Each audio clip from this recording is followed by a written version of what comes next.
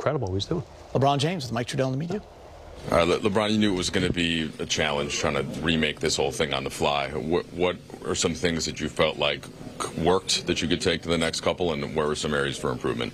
Well, I mean, each game is different, so what can work in one game could possibly not work in the next game. But I thought defensively, we had some breakdowns. I think, especially in the first half, we gave up too many transition points, and then we allowed a lot of the key guys to get to their spots. We can't do that, especially as shorthanded we are. Mike Tirico has had a stat on the broadcasters. It's the first time ever that a player over 40 and then a teenager both had 20+ in a game. It happened in the first half. I know it's not something you think about during the game, but just reflecting upon that now, what you're still able to do at your age, and then Cooper having the game he has. Well, I mean, obviously Cooper's been in a zone over the last couple of games, but also just been playing consistent basketball all year. So it's great to see his from early in the season to where he is today. That's great, you know, as a fan of him and a fan of the game. For me, just go out and just try to. I mean, I know what I'm capable of still, and you know, I know it's gonna be challenging for our ball club, but you know, if I'm in the lineup, I got to try to make plays happen for us in multiple ways, and try to do that enough tonight to try to help us win. It wasn't enough.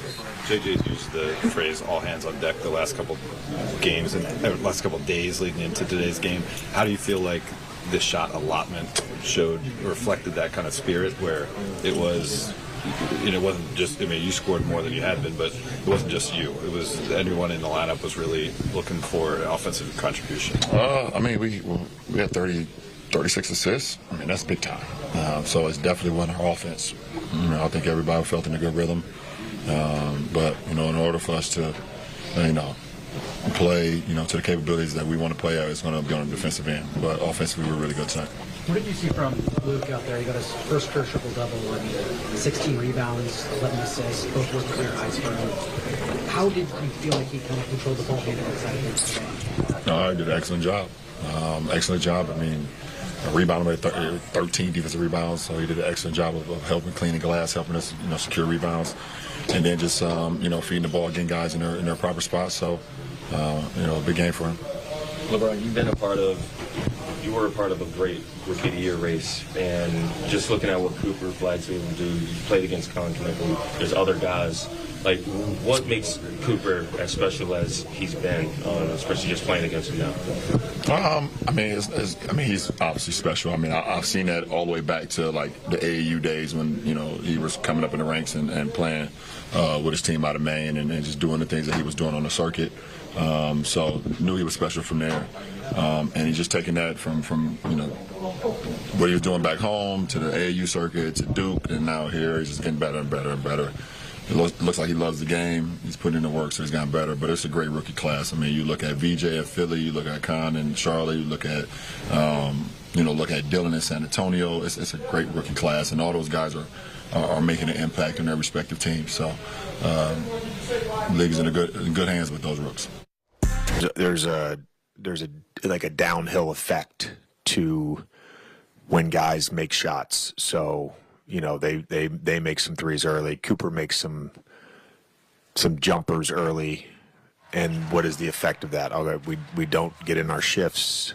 You know, we don't force the shots we want Flag to take, and he ends up getting 17 free throws. So just a you know, poor defensive night, and again, we gotta figure that out as coaches and give these guys the answers to the test in a better way.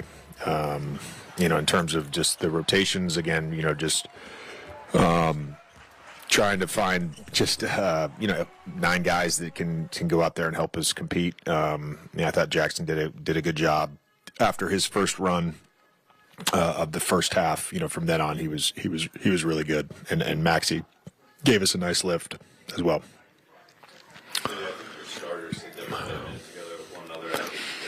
Started the second half, so never played a minute together with one another.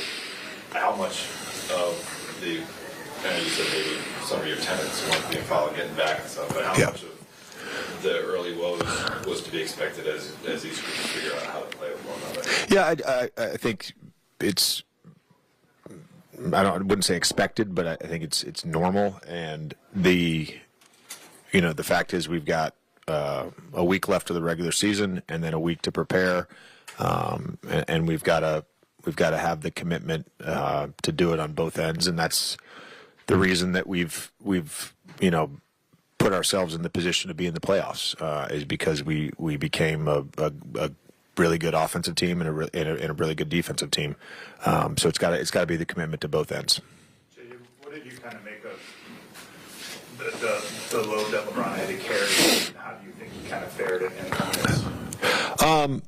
Yeah, I thought he played great. First of all, I thought we did enough intentionally to get him sort of out of actions and not try to have him involved in every single play when he was out there. And then there were times when he would get an outlet pass or get the ball and just kind of manipulated the half court set for us, and we got some good stuff. I think overall just 36 assists, one of our season highs, and that's without shooting the ball well from three.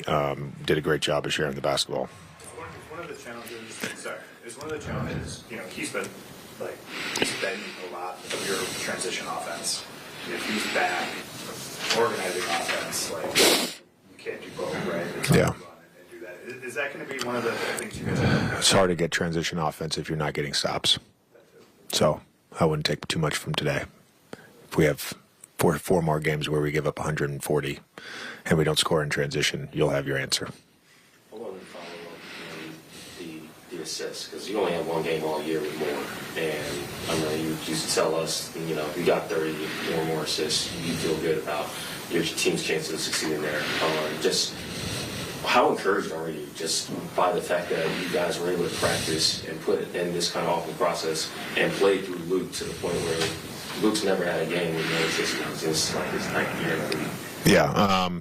Again, we talked a lot about simplifying the initial play call and then getting into second actions. I think overall the guys did a really good job of that. I think we were 22-1 or 23-1 with 29 or more assists. So now there's 2 losses there, but it's an encouraging sign. I think he did a nice job. We got to figure out who can be the second ball handler. Obviously, 41 minutes too much for him, and then him having to handle as well. It's that's not a normal thing for him, and probably contributed to him not having a great shooting night. But I thought he did some amazing.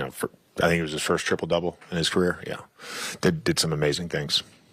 Tonight there weren't a lot of minutes where you wouldn't have LeBron, Austin, Luka on the floor, even fewer more than just those three, and also Marcus isn't on the floor.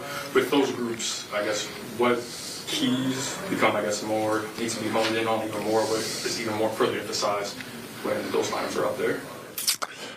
We got to be able to get stops. That's the biggest thing. Got to be able to get stops. All right.